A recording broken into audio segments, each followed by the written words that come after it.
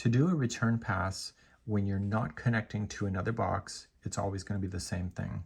So we're going to just yarn over, and the building up of the stitch height is actually done on this side of the work, not this side. So it's opposite to what crochet is.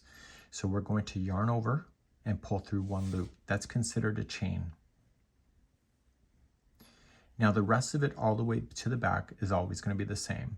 So we're just going to yarn over and pull through only 2 loops, and just use your hand and just pull off 2 loops, and then push forward, yarn over, pull through 2 loops.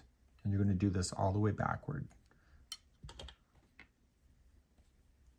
until there's 1 loop left on the hook.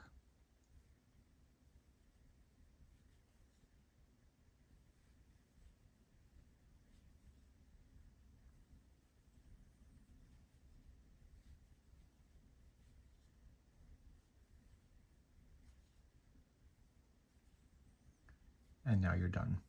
So you're going to notice is that these look like a picket fence. There's spacing in between the stitch work.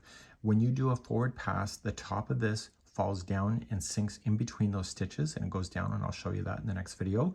And so when you are binding off and finishing a project, you actually have to go in the forward pass in order to bind off, because if you bind off now or just fasten off now, you'll end up with a row with gapping spaces just like you see.